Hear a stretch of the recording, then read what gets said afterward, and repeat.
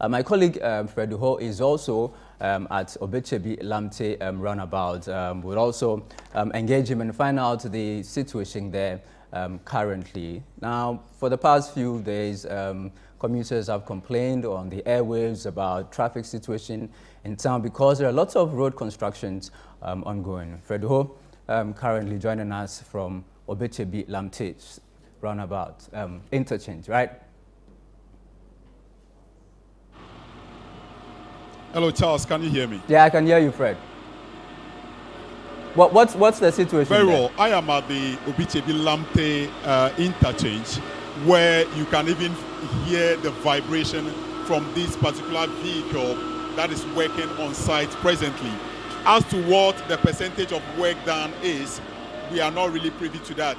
But one thing I can say is that this project commenced in 2019 and it was expected to be completed in September 2024 when the former housing and works and housing minister Asenso Boachi got to this place with the media some 5 months ago. But that timeline has since passed, and so the contractor is working assiduously towards December completion deadline.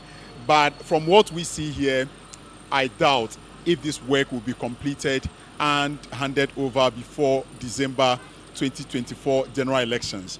And this particular interchange is one that connects to the graphic road leading to the Accra Central Business District all the way to the Kaneshie area, proceeding beyond to Winneba and to other regions, as well as connecting to the Kolebu Teaching Hospital and to SEC. So this is a whole intersection that got this job started in 2019, like I mentioned, and is expected to be completed, hopefully, before December. But per what we see here, that may not be feasible. But I can equally say that this is a construction site that is costing the taxpayer about $39 million, which was a loan secured from the British bank somewhere in 2019 for the construction of this particular project. Now, motorists would have to bear with the contractors.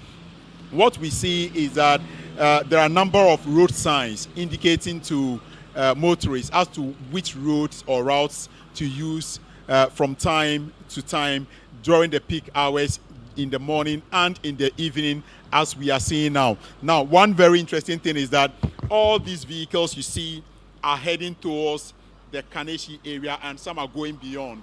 And so, as usual, being the peak hour, most workers have closed and they are heading back home. And so the traffic is building up. Now, under the flyover, you would see another sign directing those who are heading towards Kaneshie to make their way all the way to the graphic road to join this particular stretch you see now, before they can also go to Kaneshie.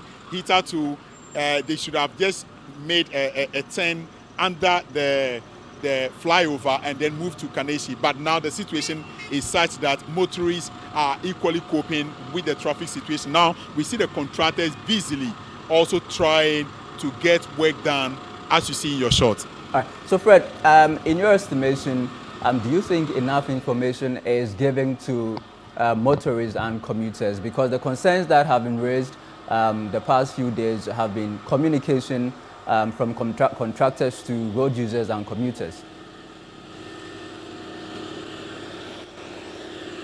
Charles, if I heard you properly, what I can say is that when you get to the site where the construction is taking place, it is quite visible that you see signs, directional signs for that matter, indicating road close at certain points. For instance, the roads leading to the Kolebu Teaching Hospital has been closed, and diversions have been made and provisions made for motorists in that regard. And other roads, like for instance, the one you see where this particular earth-moving machine is working, has also been closed to traffic. You would have used this road ordinarily to just go use the roundabout and then make your way all the way to Circle. But vehicles that are also heading towards Circle will now have to join the graphic road to find an alternative route to go to Circle. So generally, there are directional signs on the ground, But as to whether some meters away from the construction site, there are those signs alerting drivers or road users as to whether where to use, alternative routes to use, that we've not really confirmed because we've not gone far beyond where we are. But the situation as it is on the ground is that drivers would have to join long queues during rush hours to be able to make their way to their various destinations, while contractors are also busily ensuring that they put finishing touches to this particular project, probably for commissioning before the December 7 general election. All right, thank you very much, Fred Duho. Fred Duho is my colleague here in the Channel One newsroom. Fred is reporting from Obetsebi, Lamptey Interchange.